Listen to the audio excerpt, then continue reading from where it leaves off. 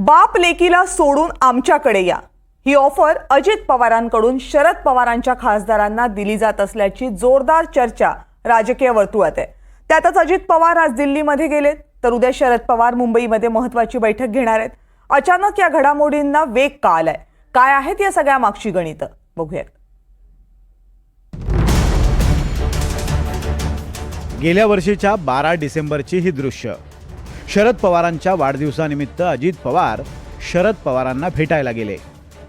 राष्ट्रवादीच्या फुटीनंतर अजित पवारांनी स्वतःहून जाहीरपणे घेतलेली ही पवारांची पहिलीच भेट। त्यानंतर शरद पवार आणि अजित पवार एकत्र येण्याच्या चर्चा सुरू झाल्या। अजित पवारांच्या आई आशाताई पवार यांनीही पंढरपुरात विठ्ठलाच्या चरणी हीच प्रार्थना केली। आता या सगळ्याचा पुढचा राजकीय अध्याय म्हणजे ऑपरेशन घड्याळ। शरद पवारांच्या खासदारांना अजित पवार गटात येण्याची ऑफर दिल्याची जोरदार चर्चा राजकीय वर्तुळात आहे। राष्ट्रवादीचे प्रदेशाध्यक्ष सुनील तटकरेंवर ही जबाबदारी सोपवल्याचं बोललं जात आहे। पण शरद पवार गटाचे खासदार म्हणतायत, कुणाचाही फोन आला नाही किंवा कुणीही आपल्याला संपर्क केलेला नाही। नाही, कुणाचाही मी असो किंवा मग आमच्या कुठल्याही खासदाराला असा कुठलाही संपर्क झालेला नाही। गोष्टीला कुठलंही तथ्य नाही, कारण आमच्या खासदारांमध्ये एखाद्या जरी खासदाराला असा फोन आला असला, अशी कुठली राजकीय चर्चा झाली असती तर आम्ही एकमेकाला शेअर केलं असतं।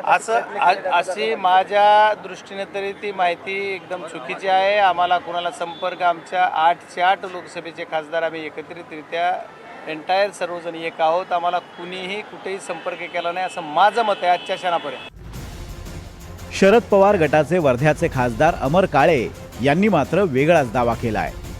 सुनील तटकरेंच्या माध्यमातून नव्हे तर सोनिया दुहान यांच्या माध्यमातून आपल्याला ऑफर आल्याचा दावा त्यांनी केलाय। त्यांनी काही लोकांना संपर्क केला होता, मला सुद्धा संपर्क केला होता, पण ते ऑफिशियल नाही ना, ते काँग्रेस पक्षामध्ये आहे ना। सोनिया दुहान हे काँग्रेस पक्षाचे नेते आहे। काँग्रेस पक्षाच्या नेत्या अजित पवारांचा प्रस्ताव आम्हाला कशा देऊ शकतात? ते काय बोलत होते मग? खरंच प्रसाद ते आता जे बोलत ते आता समोर विचारतोय, कारण की हा गॉसिपचा मुद्दा आहे। त्यांनी जे काही प्रस्ताव द्यायचा आहे तो प्रस्ताव दिला आम्हाला, परंतु मला हे सांगायचं वाटतं की सोनिया दुहान ह्या काँग्रेस पक्षाच्या नेत्या आहेत, त्या भारतीय राष्ट्रीय काँग्रेसमध्ये आहेत, आणि त्या जर या ठिकाणी अजित पवार गटाचा प्रस्ताव जर आम्हाला देत असेल NCPचा, तर ते कसं काय हे होऊ शकतं, ऑफिशियल कसं होऊ शकतं? याचाच अर्थ शरद पवार गटाच्या खासदारांना थेट दिल्लीतून फोन करून ऑफर दिली जाते। सोनिया दुहान एकेकाळी दिल्लीमध्ये शरद पवारांच्या निकटवर्तीय म्हणून ओळखल्या जात होत्या, पण कालांतराने सोनिया दुहान यांनी सुप्रिया सुळेंवर टीका केली आणि त्यानंतरनं मतभेद अधिक वाढले। कालांतराने सोनिया दुहान ह्या अजित पवार यांच्या पार्टीत जाणार अशी जोरदार चर्चा होती, पण त्यांनी काँग्रेसचा मार्ग हाती स्वीकारला। कालांतराने आत्तासुद्धा चर्चा आहे की अजित पवारांच्या पक्षात सोनिया दुहान हे सक्रिय राहतील। यामुळेच की काय सोनिया दुहान यांच्याच माध्यमातून खासदारांशी संपर्क केला जात असल्याचं म्हटलं जात आहे। शरद पवार गटाच्या खासदारांना ऑफर देताना बाप लेकीला सोडून या असंही सांगितलं जात आहे। त्यामुळे पवार गटाच्या नेत्यांचा तिळपापड झालाय। निवडणुका संपल्या, त्याच्यानंतर नागपूरला सेशन झालं, त्याच्यानंतर 1 तारखेपर्यंत सगळे, त्याच्यानंतर ते बीडचं प्रकरण सुरू झालं। आम्हाला साहेबांनाही त्यांच्या कार्यक्रमात ते व्यस्त होते, त्याच्यानंतर मग वेळ मिळाला तर कार्यकर्त्यांशी बोलायला पाहिजे, आणि ह्याच्या अफवा पसरवल्या जातात। हे कार्यकर्त्यांचं मनोबल खच्चीकरण करण्यासाठी आणि एक अस्थिरता निर्माण करण्यासाठी पसरवल्या जातात, आणि कोण पसरवतं हे वेगळं सांगायला नको। एकीकडे BJP आणि दुसऱ्याकडे बापाला आणि मुलीला सोडून या असे सांगणारे लोक आहेत। एकतर आमदारांच्या बाबतीत कुठला संपर्क झाला असेल असं वाटत नाही, पण खासदारांच्या बाबतीत बोलायचं झालं तर जेव्हा पार्लमेंट दिल्लीला चालू होतं तेव्हा अशा प्रकारचा संपर्क तटकरे साहेबांनी केला अशी नक्कीच चर्चा आहे। त्यामुळे कितीही तिथनं प्रयत्न झाला, संपर्क झाला तरी खासदार असू द्या नाही तर आमदार असू द्या, त्या बाबतीत कुठलाही वेगळा निर्णय घेतील असं मला वाटत नाही। या ऑफरनंतर सुप्रिया सुळेंचाही संताप अनावर झालाय। विशेषतः बाप लेकीला सोडून सगळे या ऑफरमुळे सुप्रिया सुळे चांगल्याच चिडल्यात। सुळेंनी या संदर्भात प्रफुल्ल पटेल यांना फोन करून आपली नाराजी व्यक्त केल्याची चर्चा आहे। राष्ट्रवादीतल्या या फोडाफोडीबद्दल संजय राऊतांनीही एक गौप्यस्फोट केलाय। पवारसाहेबांच्या गटाचे 6 ते 7 खासदार फोडलेत, तर तुमचा एक खासदार तटकरे आणि हा 6वा किंवा हे 7 हे जेव्हा तुमचा आकडा पूर्ण होईल तेव्हाच प्रफुल्ल पटेल यांना मंत्रिपद मिळेल. कळलं? त्याचा महाराष्ट्राला काही उपयोग नाही आहे, देशाला काहीच उपयोग नाही आहे, किंवा अजित पवारांना उपयोग नसेल. प्रफुल्ल पटेलना मंत्री व्हायचं आहे किंवा सुनील तटकरेंना मंत्री व्हायचं आहे.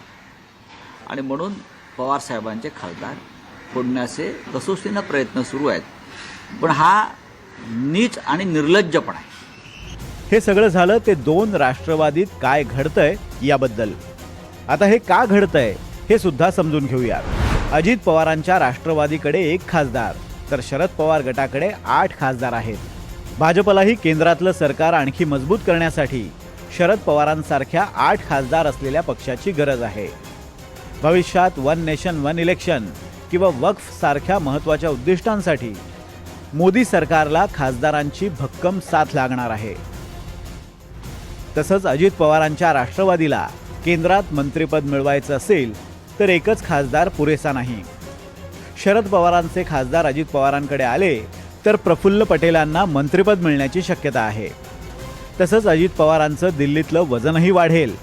आणि सर्वात महत्त्वाचं म्हणजे राष्ट्रवादीचे खासदार महायुतीत आले तर भाजपची ताकद वाढेल आणि नितीश कुमार तसंच चंद्रबाबूंची बार्गेनिंग पॉवर कमी होईल. सध्या तरी शरद पवारांचे खासदार कुठेही जाणार नाहीत असं सांगितलं जातंय. शरद पवार 85व्या वर्षी एनडीएची साथ देऊन विश्वासघाताचा शिक्का बसवून घेणार नाहीत असाही अंदाज बांधला जातोय. भाजप याआधी देखील शरद पवारांशी जवळीक साधत असल्याचं दिसत होतं. तशीच राजकीय वर्तुळात चर्चासुद्धा होती. अनेक ठिकाणी पवारांनी सकारात्मक भूमिका घेतली, पण थेट सत्तेत कुठेच सहभागी झाले नाही. राज्यात आता चित्र बदललेलं आहे. अजित पवारांनी त्यांचं नेतृत्वसुद्धा सिद्ध केलेलं आहे. अशा कालावधीमध्ये शरद पवारांबरोबर असणारे खासदार सत्तेपासून किती काळ लांब राहतील याविषयी एक चर्चा जोरदार आहे. यामुळे 9 तारखेच्या बैठकीमध्ये शरद पवारांसमोर आमदार खासदार काय भूमिका मांडतायत याकडे सगळ्यांचं लक्ष आहे. सागर कुलकर्णी, NDTV मराठी, मुंबई.